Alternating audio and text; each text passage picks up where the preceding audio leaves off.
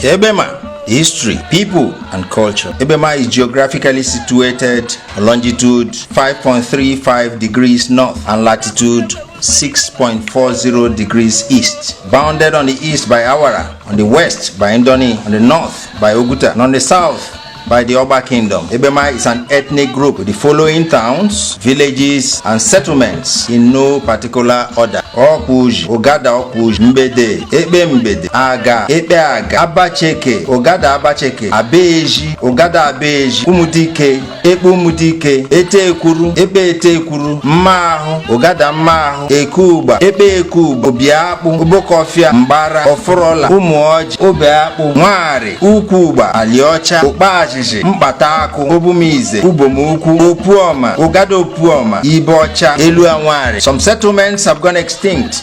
Yes, some are still emerging. Oral history believes that the Egbema people migrated from the ancient Igodomigodo kingdom, which is now the present Edo Benin kingdom, at about 700 AD. The River Niger and its tributaries were probably the roots of migration.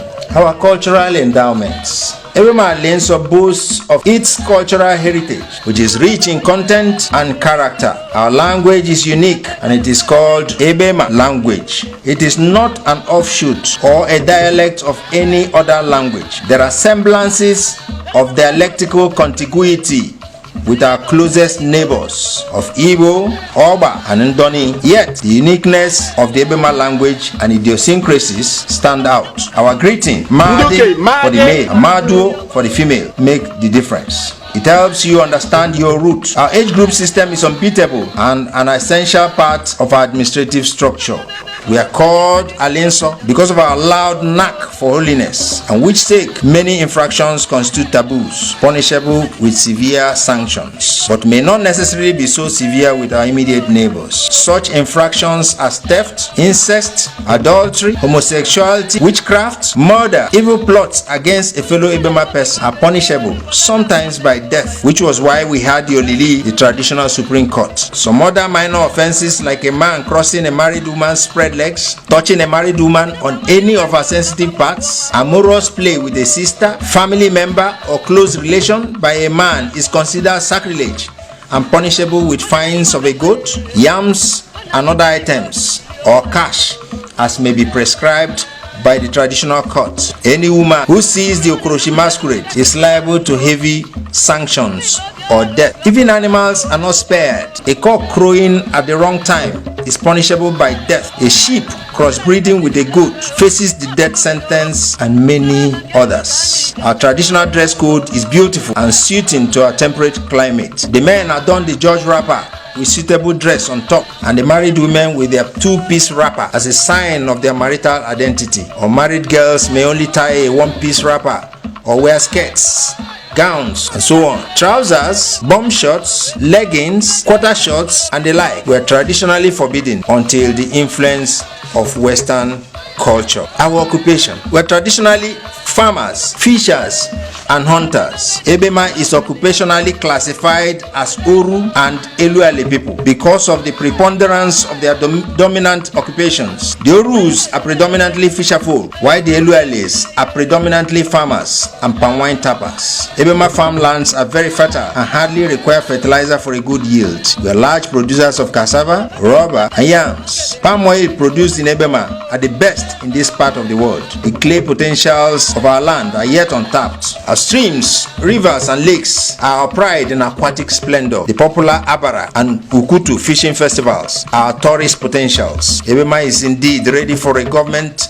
and private-sized agricultural revolution. Our traditional kola presentation of dry fish and kola nuts or garden eggs is a signature only to the Egbema nationality anywhere in the world. We have festivals, and the festivals are brilliantly tied to our occupational and cultural affinities. The Egwaji, the Uzonwesa, these are New Yam festivals. The Abara and Ukutu, our fishing festivals. Several other festivals occur from time to time, with colorful masquerades on display. Sometimes we have other festivals like the Ekoru Ibo, the Abala. Our Oria Uku, Afo Uku, Nkwo Uku, and Eku Uku respectively are sacred days for different communities. Some farmlands are not to be visited on these days. The Iwashi, the ceremony of first pregnancy. The Okoroshi is a masquerade for burial of a matured man and forbidding for women. The Owu is a traditional burial honor for the wealthy. Ngomwelele is a masquerade for the burial only for a very aged male, but women can watch and even participate in the dances. We have the Mmanwu, we have the Okwoje, we have many more. Our oil and gas potentials. Crude oil has been flowing ceaselessly from Egbema oil fields since 1956. Egbema flow station at Ebocha is the second in Nigeria after Oloibiri. OML 20 of SPDC and MPDC and OML 61 of Ajib holds sway in Egbema land. As at today, Egbema contributes over 25% of total oil production in Nigeria. We have about 210 oil wells and a network of pipelines crisscrossing virtually all communities in Egbema. Our gas stock is purest and largest in this country. About 130.7 billion cubic feet of gas is estimated to be the gas reserve in Egbema soil alone. The implication of the revenue contribution of Egbema nationality to Nigeria's economy is truly humongous. This is probably the main reason why Egbema has become the pride of two states, Imo and Rivers. The irony is that this same community that contributes so much is crying for attention. Basic infrastructure, roads, healthcare, educational institutions are less than desirable. Federal and state's presence in Egbema abysmally far flung from expectation. Appointments into federal and state ministries, agencies, boards of parastatals are few and far between. In Rivers State, for instance, Egbema has never had a commissioner in the state cabinet. What is our offense, we may ask? Pollution, gas flaring, and all these attendant hazards, degradation of our environment, health challenges, death of aquatic lives in our waters, poor agricultural yields, and all manner of sad stories, including unemployment and lack of scholarship schemes for our children, are some of the sad commentaries that have become our lot. Egbema Aimerenie, welcome to the pride of two states. Welcome to the land of the black gold. Welcome to Egbema World Congress 2021. Welcome to Egbema Alenso.